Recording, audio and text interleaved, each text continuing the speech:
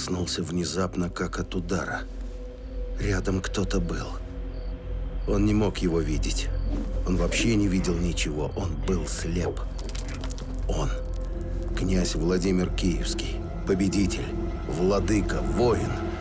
Он бросил вызов самой Ромейской империи. Древний Корсунь рухнул под его натиском. Ну что ему теперь вся слава мира, если он слеп?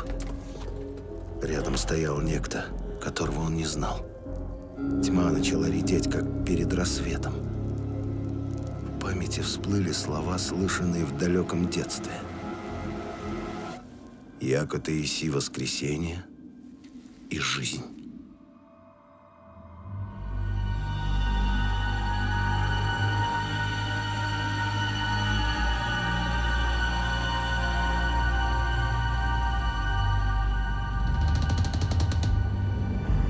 Было же то в Будутинской веси, когда княжичу Владимиру Святославичу от роду исполнилось 4 года. Играя на речном берегу, оступился он и упал в воду, в самую стремнину. И тащила его река, как щепку, и кричал он и звал, но никто не слышал его. Неминуемой была смерть.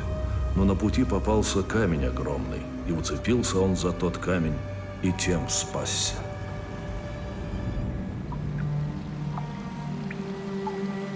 Он долго сидел на огромном валуне, трясясь от холода и пережитого страха. И вдруг с мгновенной ледяной ясностью понял – он один. И если он хочет выжить, ему нужно рассчитывать только на самого себя.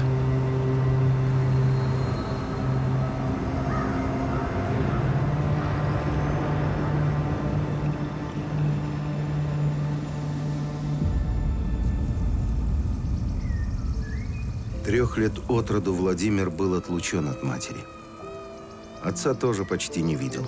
Святослав непрерывно воевал. Братья Ярополк и Олег были не родными, только сводными. Его мать Малуша женой Святославу не была, всего лишь наложницей, хотя и занимала высокое положение ключницы при дворе княгини Ольги. Формально Владимир обладал с братьями Олегом и Ярополком равными правами. Он был сыном князя. Фактически же слово «рабичич», сын рабы, было клеймом. Единственным близким человеком при великокняжеском дворе для Владимира стал его дядя Добрыня.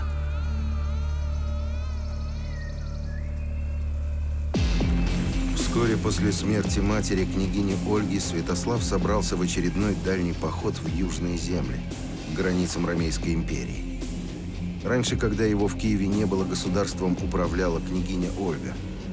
Теперь ее не стало, и Святослав решил задействовать сыновей. Они еще не вполне повзрослели. Старшему было всего 13. Но при каждом имелись назначенные князем воеводы. В год 970-й Святослав посадил Ярополка в Киеве, а Олега у древлян. Пришли новгородцы, прося себе князя. И сказал им Святослав: «Просите Владимира». И взяли к себе новгородцы Владимира. И пошел он с Добрынею, своим дядей, в Новгород. Новгородская земля, древняя родина, откуда много лет назад вышли князья Рюриковичи, казалась Владимиру дальним захолустьем. Он думал, что его отослали подальше за ненадобностью. Новгородцы виделись ему грубыми и шумными. Варяги из охраны были не чета нарядным киевским дружинникам.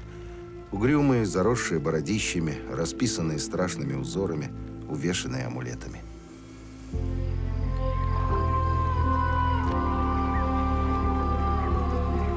Владимир все пытался еще немного полюбоваться Киевом. И мечтал, как он когда-нибудь вернется в этот город. Взрослым, могучим, как отец. А за ним будет идти его несметное войско.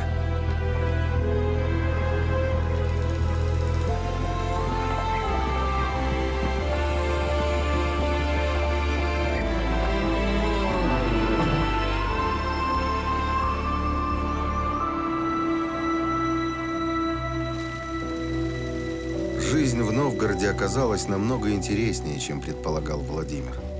Какое там захолустье. На торгу пестрая толпа говорила на разных языках. Урмане и свеи с разбойничьими рожами, краснобородые иранцы в шелковых челмах, франки в бархатных плащах. Кого только не было. Владимир быстро привык к местным порядкам и жил с новгородцами душа в душу. Он самозабвенно учился у варягов боевому искусству, предоставив решать дела, будь они появятся, своему дядьке Добрыне.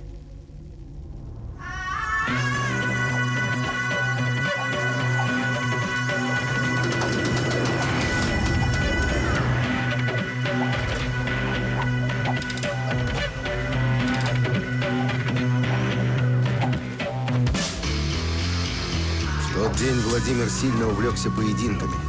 Добрыня трижды посылал за князем, чтобы шел, наконец, вершить суд. Ответчиком оказался мальчишка, едва ли старше его самого. Зарубил топором на торгу средь бела дня некоего пришлого человека. По новгородскому закону каждый, кто убьет неосужденного, должен быть казнен. Дело было яснее некуда. От князя требовалось только утвердить приговор. Но Владимир молчал, поглядывая на убийцу. А тот спокойно ожидал своей участи и не просил пощады. Убийцу звали Олаф, родом норвег. Пришлось бежать из родной страны вместе с матерью и воспитателем. В море корабль захватили северные пираты Эсты и продали их в рабство. Хозяином их стал Клеркон. Обращался с ними крайне жестоко, а воспитателя, который был Олову как отец, зарубил топором. Тогда Олаф был слишком мал, чтобы отомстить. После мальчика нашел дядя, новгородский дружинник, выкупил из рабства и увез в Новгород. Много лет убитый воспитатель оставался неотомщенным. И вот сегодня Олаф случайно встретил на новгородском торгу того самого Клеркона и раскроил ему череп топором. Олаф был чем-то похож на него самого.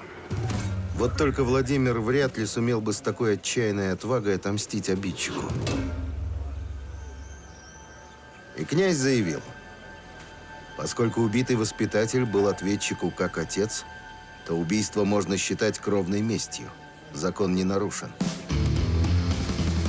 Он, князь, повелевает ответчика от суда освободить и взять в младшую дружину. Владимир еще не знал, что спас от смерти человека, который станет его единственным другом. В это время за 1000 верст от Новгорода отец Владимира Святослав начал войну с Византией. Возглавляющий греческую армию опытный полководец Варда Фока избегал открытого сражения, уводя варваров вглубь империи. Святослав же считал, что греки трусливо бегут перед его войском. В 120 километрах от столицы Варда Фока остановился и дал бой.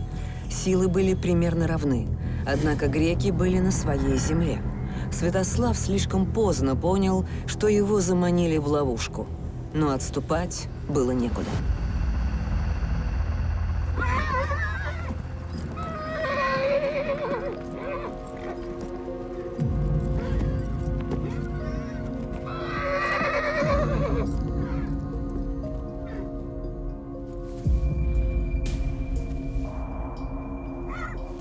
И сказал Святослав: нам некуда уже деться. Хотим мы или не хотим, должны сражаться.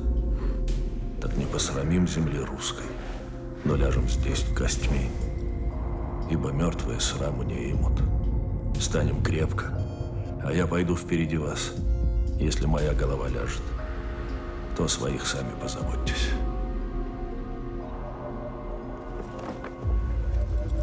И ответили воины: где твоя голова ляжет, там и свои головы сложим. Битва началась мощным натиском русских полков. Во главе войска плечом к плечу со своими дружинниками сражался князь Святослав. Русы бились с отчаянием обреченных, и это само по себе внушало страх. Только тяжелая конница сумела остановить бешеный напор варваров. Рубились до темноты. Но значительного перевеса ни с той, ни с другой стороны достичь так и не удалось. Еще год с переменным успехом шли бои, пока во главе греческого войска не выступил сам император Иоанн Цимисхий. После нескольких кровопролитных сражений русское войско было измотано до предела. И Святослав с Цимисхием вступили в переговоры. Согласно договору 971 года, русские должны были покинуть Болгарию, а греки обеспечивать все русское войско провиантом на 2 месяца. Русь и Византия заключали мир, становились военными союзниками и восстанавливали торговые отношения. Святослав со своим потрепанным и поредевшим войском, от которого оставалась едва треть, отправился в обратный путь. Он не знал, что Иоанн Цимисхий заключил договор о мире и взаимопомощи не только с ним, но и с печенегами, подкрепив его большим количеством золота. Святослав в ладьях отправился к порогам и сказал ему воевода: «Обойди, князь, пороги на конях, ибо стоят у порогов печенеги». И не послушал его, и пошел в ладьях. И напал на него Куря, князь печенежский, и убили Святослава. И взяли голову его, и сделали чашу из черепа, оковав его, и пили из него.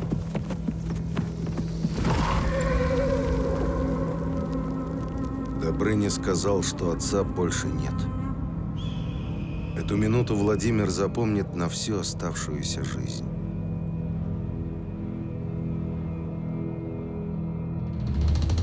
За смерть князя Святослава печенегам отомстил его старший сын Ярополк, князь Киевский. Он пошел на них походом и потрепал так, что печенеги даже согласились платить Киеву дань. Воеводой при Ярополке был старый Свинельд, ходивший в походы еще с его дедом Игорем и с отцом Святославом. Женой юного князя была Грекиня, бывшая монахиня из греческого монастыря, которую Святослав несколько лет назад привез из похода как пленницу и выдал за сына, ради ее редкой красоты. То, что его жена христианка, Ярополка совершенно не смущало. В его окружении было немало христиан. Киев был в одном шаге от крещения. К Ярополку прибыли послы от Папы Римского, но миссионеры и папские послы ничего сделать не успели. На Руси началась война.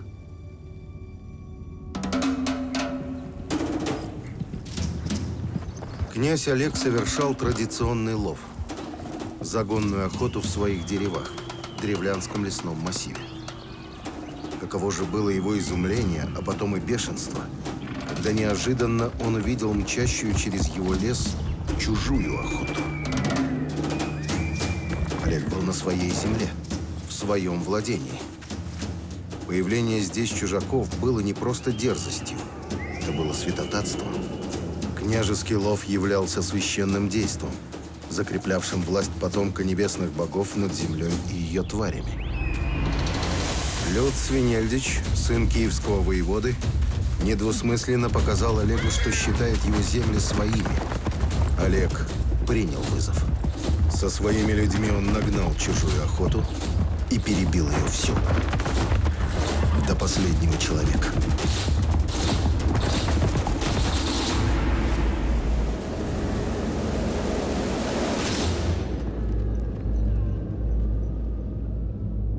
По закону Олег был прав. Но в Киеве тоже не могли просто так оставить это убийство. Свинельд, отец дерзкого Люта, был одним из самых родовитых бояр Ярополка. Узнав о гибели сына, он потребовал от Ярополка, чтобы тот шел войной на Олега. Ярополк отказался. Лют не приходился ему родственником, и закон кровной мести не действовал. А вот Олег был Ярополку родным братом. 2 года длилось противостояние князя и его воеводы. И в конце концов старый варяг Свинельд, исходивший пол Европы, переживший 2 князей, одержал верх над Ярополком. Весной 975 года киевская дружина вторглась в землю древлян. Олег, в свою очередь, собрал свою дружину и вышел навстречу Ярополку. Впервые среди Рюриковичей разгорелась междоусобная война. В первый раз брат пошел войной на брата. И сполчились обе стороны. И в начавшейся битве победил Ярополк Олега. Олег же со своими воинами побежал в город. Через ров к городским воротам был перекинут мост, и люди, теснясь на нем, сталкивали друг друга вниз и столкнули Олега с моста в ров. Ярополк, войдя в город Олегов, захватил власть и послал искать своего брата. И искали его, но не нашли. И сказал один древлянин: «Видел я, как вчера спихнули его с моста, и послал Ярополк найти брата. И вытаскивали трупы из рва с утра и до полудня. И нашли Олега под трупами. Вынесли его и положили на ковре. И пришел Ярополк, плакал над ним и сказал Свинельду: смотри, этого ты и хотел». Свинельд молчал. Теперь Ярополк стал хоть и невольным, но брата-убийцей. По закону кровной мести ему должен был отомстить младший брат, Владимир. Война будет продолжаться. И если Свинельду повезет, князья истребят друг друга. Теперь оставалось только ждать, когда из Новгорода придет Владимир. Но он не пришел. Весть об этих страшных событиях дошла до Владимира через месяц. И теперь новгородскому князю предстояло принять первое в своей жизни самостоятельное решение. При этом выбора у него не оставалось. У Святослава было только 3 сына. Теперь один из них убит, и он должен быть отомщен. Так было заведено веками. Владимир вряд ли испытывал какие-либо теплые чувства к чужому, в общем-то, для него Олегу. Но это не имело никакого значения. Отныне Ярополк становился для него кровником. Жернова языческого закона кровной мести вращались неумолимо. Если Владимир хочет оставаться князем, если он хочет быть предводителем в глазах своих людей и, наконец, если он хочет стать мужчиной в своих собственных глазах, он должен мстить.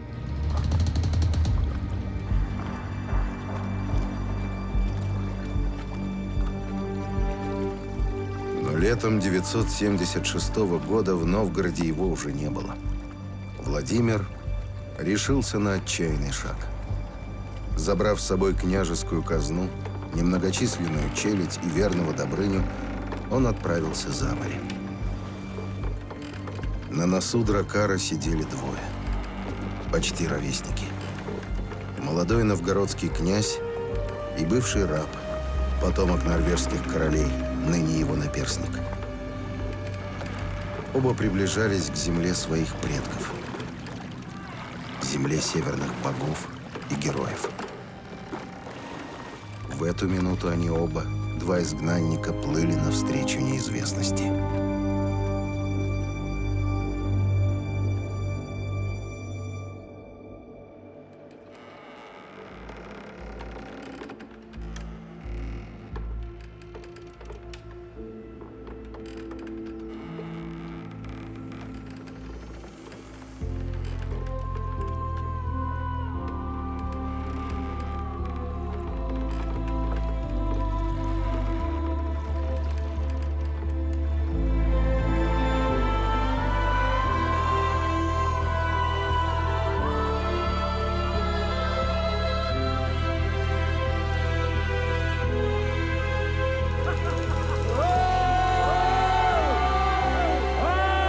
Мучительное путешествие сквозь все шторма уже подходило к концу, и они плыли мимо скалистых берегов норвежских фьордов.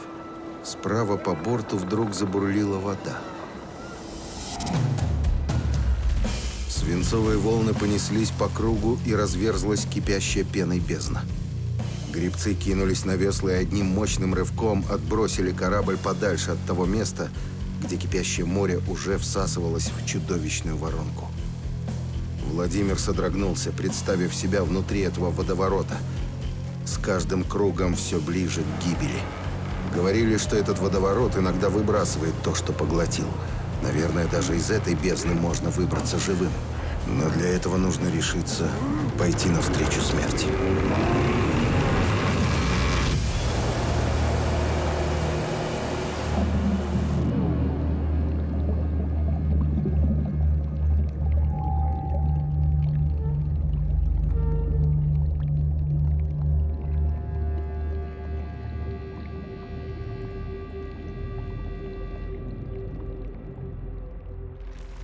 Новгородцы не любили вспоминать о князе Владимире. Год назад он, будто побитый щенок, бежал за море, и никаких вестей о нем не было. Сгинул, наверное. Туда ему и дорога. Что это за князь, коли бежит от войны? В Новгороде правил посадник Ярополка Киевского. Жизнь шла своим чередом. И все бы хорошо, если бы не смутные тревожные слухи. Снова шалят урмане. В Варяжском море бесчинствует лихая ватага, грабит всех без разбора, и никакой управы на нее нет. И когда промозглым осенним утром из тумана появились драконьи морды, город охватила паника. Дракары один за другим причаливали к сходням. На переднем стоял молодой конунг. Разбойничать вроде бы никто не собирался. Рослые молодцы один к одному, вооруженные до зубов, спокойно и уверенно высаживались на берег. Бережно вынесли женщину ослепительной красоты, с серебряной косой в руку толщиной, с налитыми грудями и огромным беременным животом. Раз конунг привез супругу, значит, желает обосноваться надолго. Новгородцы сдвинулись плотнее. Конунг обернулся, и Новгород ахнул. Это был пропавший князь Владимир. Вместо трусливого щенка вернулся молодой лев.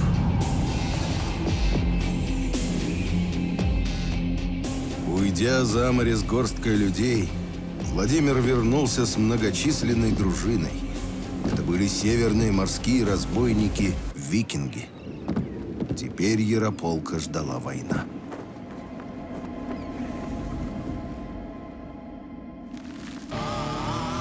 Готовясь к большой войне, Владимир постарался заручиться могущественными союзниками. В будущем это станет характерной чертой Владимира Полководца. Не торопясь все продумать, тщательно все подготовить и лишь потом бить. Но бить уже стремительно и беспощадно. Охотников идти в войско князя Владимира нашлось в Новгороде немало. Приходили издалека, даже из муромских лесов. Князь готовил поход на Киев, и добычи ожидалось немалое. Огромное войско Владимира шло по древнему пути из Варяг в Греки, так же, как 100 лет назад шел на Киев вещий Олег. Далеко впереди бежали слухи о князе, не знающем страха, не ведающем жалости. На пути из Новгорода в Киев, в земле Кривичей, стоял древний богатый Полоцк. Власть Киева на него не распространялась. Полоцкий князь Рогволод скандинавского происхождения был независим от Рюриковичей и никак с ними не связан. Когда Русь Северная пошла войной на Русь Южную, Срединному Полоцку предстояло сделать выбор. Каждый из игроков искал себе стратегического партнера для коалиции. Решение Полоцка с его выбором между Киевом и Новгородом определяло теперь весь расклад сил. Решение, которое могло обеспечить поддержку Полоцка, напрашивалось само собой. У Рогволода помимо 2 сыновей имелась дочь на выданье. Звали ее Рогнеда. Осенью 976 года в Полоцк прибыли сваты и от Ярополка, и от Владимира. Обычно судьбу дочери решал отец, но не в случае Рогнеды. Отцовская любимица, она всегда делала только то, что хотела сама. «Пойду за Ярополка, а за Владимира не пойду», — заявила Рогнеда. «Не хочу разувать Яробичича». Все знали, что мать князя Владимира была рабыней. Оскорбление было намеренным и публичным.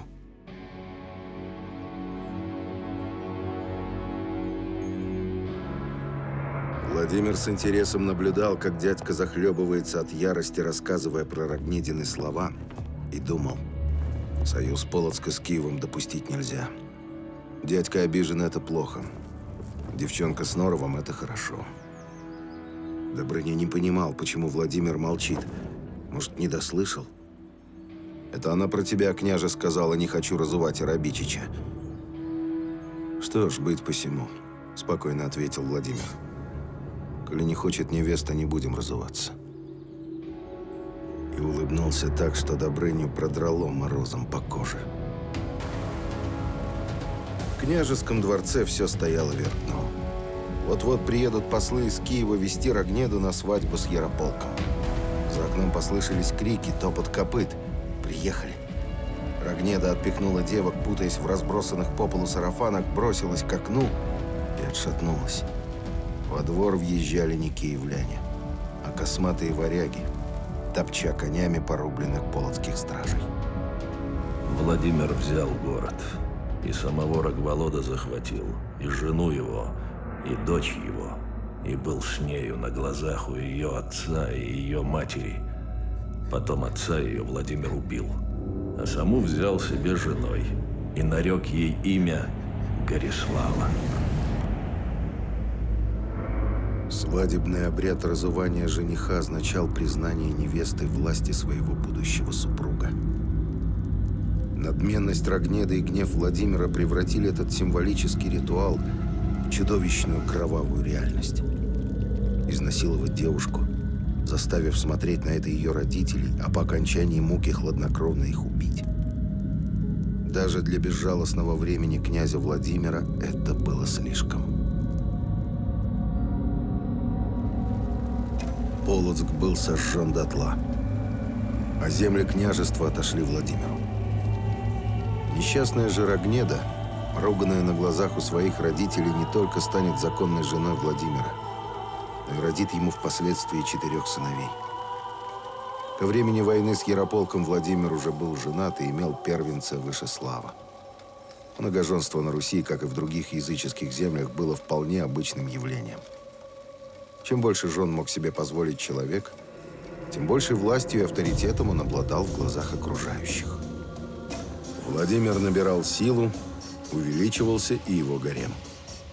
Личные же отношения Владимира с Рогнедой на протяжении всей их совместной жизни будут изобиловать крутыми поворотами. Обжигающая любовь-ненависть, скрепленная кровью, останется с ними на долгие годы.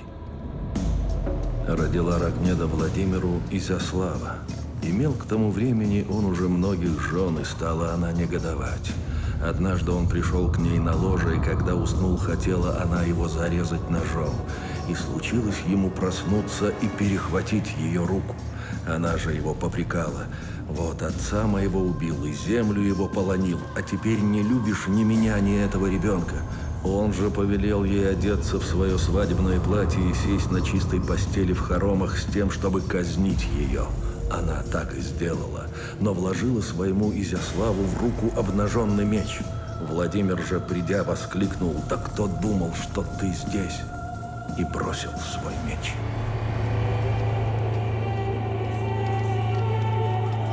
И созвал бояр, и все им рассказал. Они же ему сказали: «Уж не убивай ты ее ради этого ребенка, но восстанови ее отчину и дай ей сыном своим». Владимир основал город и дал его им, и нарек его Изяславль.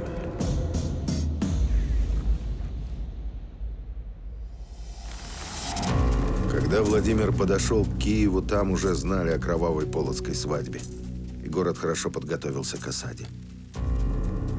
Но Владимир не собирался ни сидеть месяцами под киевскими стенами, ни пытаться их штурмовать.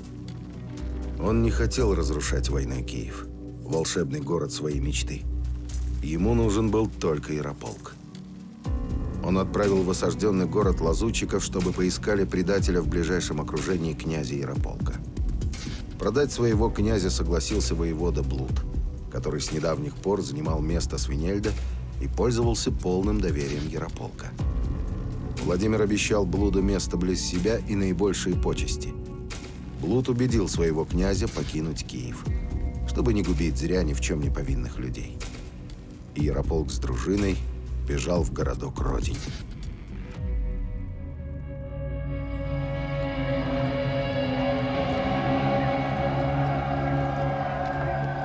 Князь Владимир торжественно, со вкусом, не торопясь, входил в Киев. Уже в воротах он вдруг вспомнил о своей детской мечте. Вернуться сюда взрослым, мужественным, могучим, как отец. И чтобы за ним шло его несметное войско. Все, что он когда-либо хотел, он получал. Любые его желания исполнялись. Он был избранником, любимцем богов. И кто смел ему противиться?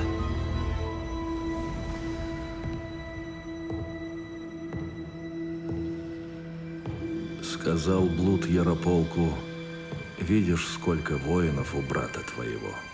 Нам не перебороть их. Заключай мир с братом своим». И согласился с ним Ярополк. Так будет. И послал Блуд ко Владимиру. Сбылась где мечта твоя. Ведут к тебе Ярополка. И пришел Ярополк ко Владимиру. Когда же входил в двери, два варяга подняли его мечами под мышки. Блуд же затворил двери и не дал войти за ним своим. И так убит был Ярополк. Ну вот и встретились, брат. Ярополк даже не успел понять, что произошло. В глазах его плеснулось безмерное удивление, да так и осталось. Владимир совершил кровную месть. Он взошел на вершину власти. Что ж, он по праву может собой гордиться. Предателя блуда на глазах у всего Киева Владимир щедро наградил и чествовал 3 дня. А на 4-й велел схватить его и судить, тоже публично. Изумленному блуду князь сказал: «Я, как обещал, воздал тебе почести как приятеля своему. Теперь же сужу как изменника и убийцу господина своего». И отдал его палачам. Варяжские дружинники Владимира сочли это справедливым и от души посмеялись над разбойничьим остроумием своего князя. Они его обожали. Такой вождь, наделенный невероятной удачей, не знающий преград, гордость любого викинга. Теперь Киев, золотая мечта его детства, принадлежал ему безраздельно. Молодой князь твердо усвоил уроки своей тревожной юности. В конечном счете все решает только сила. Чтобы быть авторитетным правителем, необходимо воевать, и воевать успешно.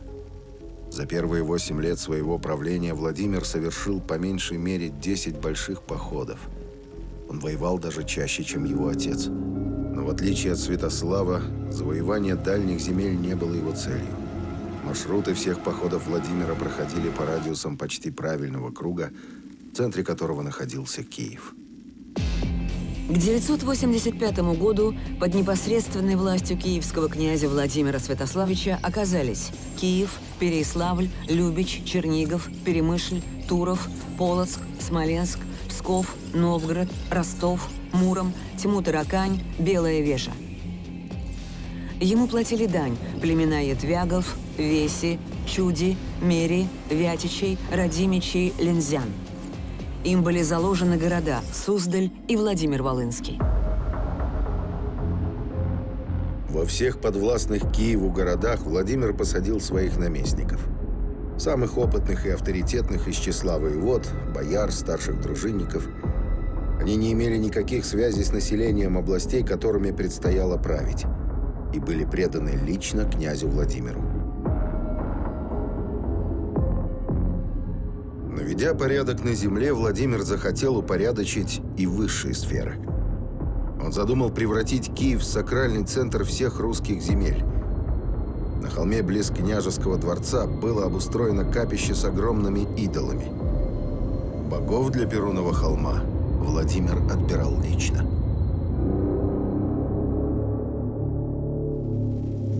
Владимир обозначил роль в государстве светской и религиозной власти.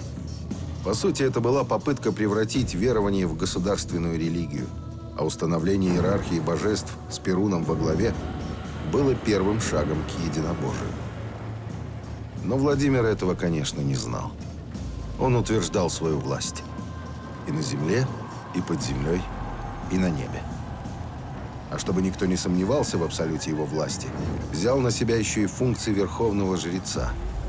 Теперь все грандиозные жертвоприношения на Перуновом холме в присутствии всего населения Киева возглавлял лично князь Владимир.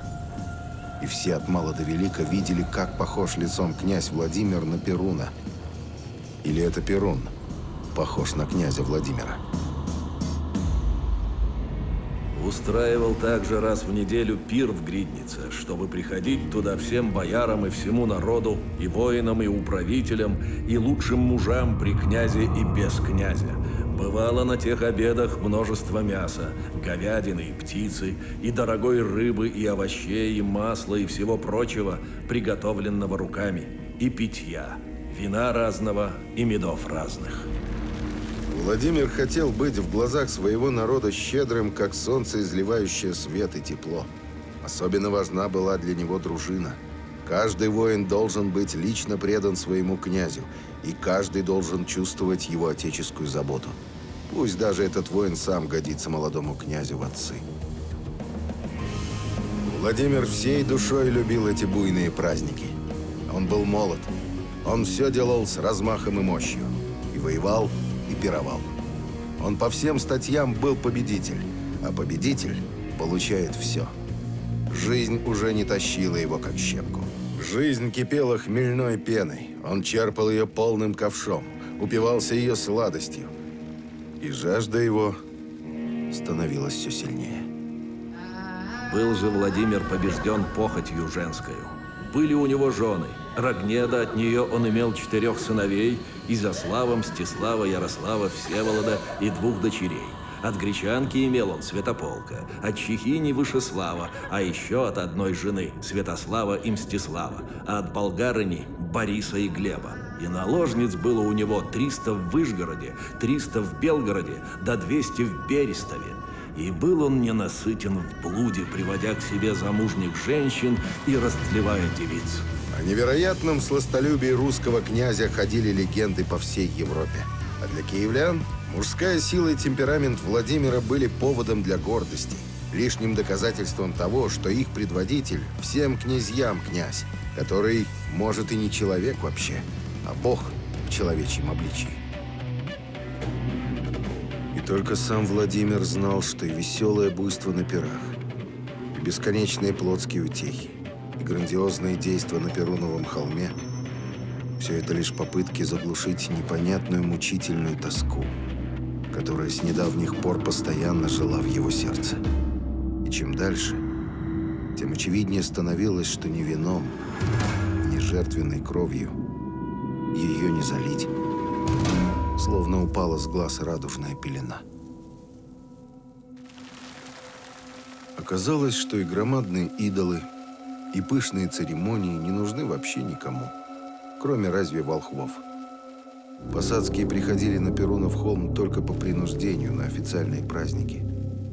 Многие дружинники, и варяги, и славяне, давно уже не верили ни в Тора, ни в Перуна, а верили только в свой меч и боевую удачу. На жертвоприношения являлись лишь для того, чтобы потом пойти на пир. Владимир словно волок в гору тяжелый и никому не нужный груз. И в глубине души, холодея, он все чаще понимал, что груз этот не нужен и ему самому. Даже самые близкие не желали участвовать в священнодействиях князя. Старый друг Норвег Олаф никогда не приносил жертв идолам, относился к ним равнодушно и даже презрительно. Было в обычае часто сопровождать конунга в святилище. И однажды конунг говорил с ним, и Олаф отвечал: «Никогда не испугаюсь богов тех, что не имеют ни слуха, ни зрения, ни сознания. И из этого я могу сделать заключение, господин, какова их природа, что ты мне представляешься всякий раз с милым выражением лица, за исключением того времени, когда ты находишься там и приносишь им жертвы. И тогда ты мне всегда кажешься несчастным, когда ты там. И из этого я заключаю, что те боги, которым ты поклоняешься, должно быть, правят мраком. Летом 983 года князь Владимир вернулся из похода на ятвягов. Победа была полной. Никогда еще киевским князьям не удавалось наложить свою руку на землю этого свирепого в бою литовского племени. Ятвяги отличались исключительным свободолюбием. Их земля располагалась в пограничье между Польшей, пруссами и западными палапскими славянами. Район являлся ключевым для всей Южной Прибалтики. Киевский князь, как всегда, действовал с дальним расчетом. На этой войне боги вновь оказались благосклонны к русам. В честь этого триумфа по обыкновению на Перуновом холме должны были быть принесены жертвы. Верховным жрецом у славян выступал князь. Владимир сам отблагодарит богов на им же выстроенном языческом алтаре. Но на этот раз Перун остался ни с чем. И сказали старцы и бояре: просим жребий на отрока и девицу. На кого падет он, того и зарежем в жертву богам. Был тогда один варяг. Пришел тот варяг из греческой земли и втайне исповедовал христианскую веру. И был у него сын, прекрасный лицом и душою. На него-то и пал жребий по зависти дьявола. И посланные к Федору, придя, сказали: сына твоего избрали себе боги, так принесем же жертву богам. И сказал варяг: не боги это, а дерево. Нынче есть, а завтра сгниет. Бог же один. Сотворил он небо и землю, и человека, и звезды, и солнце, и луну, и создал жизнь на земле. А эти боги что сделали? Сами они сделаны. Не дам сына своего бесам. Если боги они, то пусть пошлют одного из богов и возьмут моего сына. А вы-то зачем совершаете им требы? И кликнули, и подсекли под ними сени, и так их убили. И не ведает никто, где их положили. Варяга в окрещении звали Федором, его сына Иоанном. Разумеется, Владимир хорошо знал отца, знал и его подрастающего сына. Двор Федора стоял на теремном холме внутри крепостных стен. Федор был знатным человеком. Входил в Боярскую думу, бывал на княжеских пирах. То, что не участвовал в языческих камланиях, так не он один, многие не участвовали. Федор Боярин был знаком и понятен. До этого утра. Поступок Федора Христианина поразил князя Владимира. Нет ни готовности умереть. И решимости смерть Владимир в каких только видах уже не повидал. Поразил спокойной уверенностью в своей правоте. А в этом Владимир не ошибался. В людях он разбирался хорошо. Поразил Федора еще чем-то неведомым, но настолько огромным, что оно не умещалось в груди. Христианкой была его бабка, княгиня Ольга. Христианкой была его жена, грекиня Ярополка. Христианами были некоторые из его дружинников. Он знал христиан. Или не знал.